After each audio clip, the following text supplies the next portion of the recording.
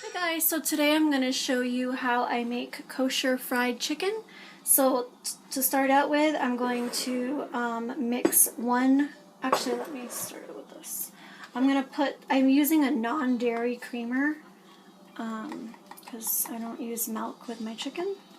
So I'm going to put 3/4 of a cup in a 1/2 cup of water and mix that in. And this is how I'm going to make my buttermilk mixture.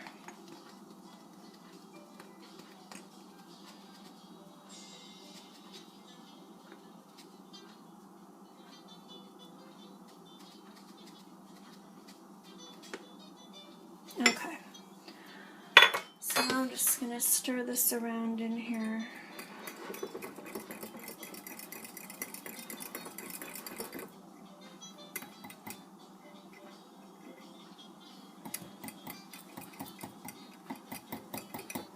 So if you have buttermilk and you don't eat kosher and you can mix dairy with your chicken, then you can go ahead and just use the buttermilk and skip this process. If you don't have buttermilk and you're just going to use regular milk, you would just add some vinegar, a tablespoon of vinegar, into milk and wait for it, set it aside for 5 minutes and wait for it to curdle, and that's how you get buttermilk. Okay, so that's pretty well mixed in. Now I have a tablespoon of vinegar already pre-measured in my bowl here. I'm just going to mix this in, and then I'll set this aside for about 5 minutes and let it curdle up to get buttermilk. So while we're waiting for our buttermilk mixture over here, I'm going to go ahead and get our dry ingredients together. So you're going to mix 2 cups of flour, an all-purpose flour, in a bowl.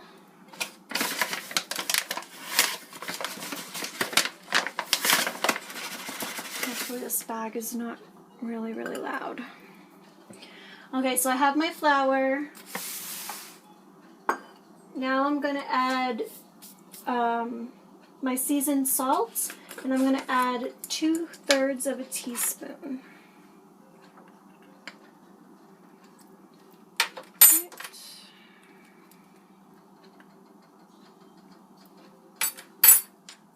Okay. And then I'm going to put in a 1/2 teaspoon of dried thyme leaves.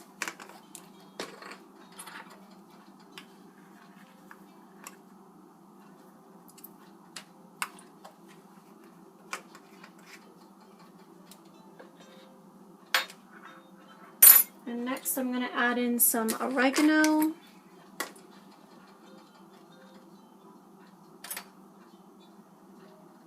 Alright, so this is 1/3 of a teaspoon of dried oregano leaves. And then I'm going to add 2 tablespoons of black pepper.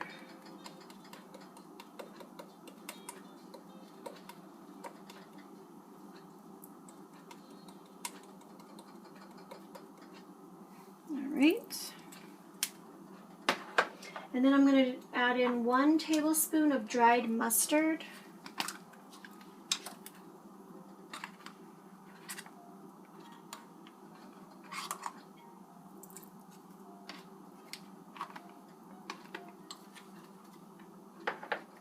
And I'm going to add in 4 tablespoons of paprika.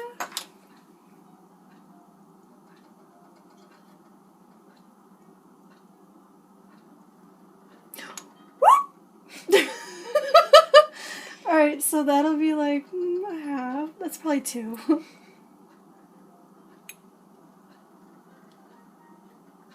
3. And 4. Just be careful if you take the little shaky things off of your spices, not to dump them all out. Alright. Okay, so after that we're going to add in 2 tablespoons of garlic salt. be careful with this one.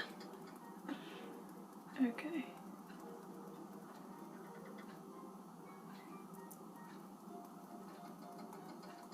All right. This. Okay. And then I'm going to add in 2 teaspoons of ginger, ground ginger here. And this is just a half, so I'm going to do 2 of these, but you just want 1 teaspoon of ground ginger. And then we're just going to mix this together with a whisk. Get this all combined in here.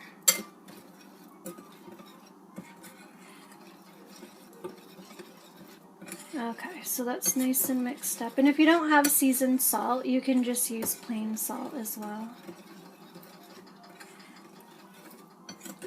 Okay, so that's nice and mixed. Okay, so our buttermilk mixture here is done doing its thing. So I'm going to put 1 egg in a bowl. And we're going to mix our buttermilk in with our egg. Probably just mix this a little bit.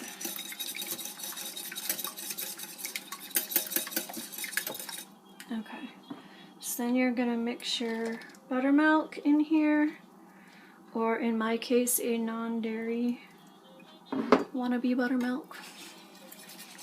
Alright, and then just mix this up. And then be sure to wash and dry your chicken. I use vinegar to wash mine. Alright, so that's good. And then I'm only doing a small amount because we're just going to eat this for lunch, so I'm not doing a lot, but you're going to put your chicken in here and let it soak for like 20 to 30 minutes. So make sure that's good in here. Alright, so after this is finished soaking for about 30 minutes, then we'll come back and show you the next step. So it's been 30 minutes and our chicken is now ready to go into our flour mixture. So just take one of these out and mix it around in here. Make sure you get it good and combined. If you want to use your hands, you're more than welcome. I don't know. I just don't feel like using my hands for this today. Alright. So we got this good and mixed in. And then, actually I'm just going to leave that over there and grab another one. So you want to make sure that you already have set out either a tray or like a tray with like a rack, like a cookie sheet or something on it.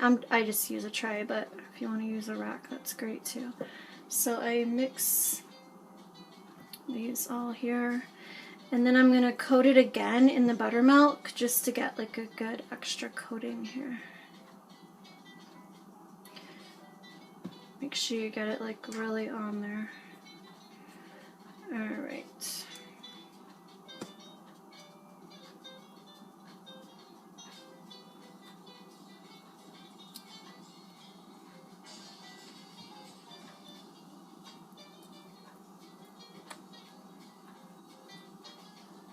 Okay, so then after that I put them back in here, just double dip them, let that run off just a little bit, and then recoat them in the flour. So you don't have to sit here and watch this. I'll do this, and then once I have them all double coated, well actually you know what I'm going to do is just put them on the tray after the double coating. And once they're on the tray, you're just going to let them sit and rest for about 20 minutes, and then they'll be ready to fry up. So that's what I'm going to finish doing with all these, and then I will come back when I'm ready to fry. So our chicken's been sitting here for about 20 minutes. I've heated up my oil. You want to put about 3 inches worth of oil in your pan, and take the temperature. I have a digital thermometer that I took my temperature with.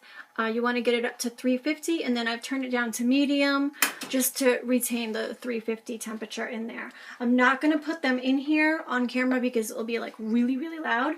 But I'm just gonna, this is a very small pot because I'm only doing a couple pieces, so I'll just put 2 pieces in here at a time, and I will fry them on one side for about 10 minutes, and then I'll check it, and I'll try to come back and show you after the 10 minutes. Hopefully it's not too loud. If it is, I will show you once I've finished frying them, but what I'm gonna do is 10 minutes on each side, and then it should be done. And I think that's it. If there's anything else, I can always write it in there. Okay, so it turns out it's not really as loud as I thought it was going to be. So I've got one piece in there, and I'll just show you putting the second piece in. So that's what it looks like. And like I said, I'm gonna check them in 10 minutes, and I'll be back to show you what it looks like. Okay, so it's been about 10 minutes. It is getting quite loud, so I just hope that you can hear me. And I'm gonna fry. I've turned them over. I'm gonna fry it for about another like 2 or 3 minutes, and then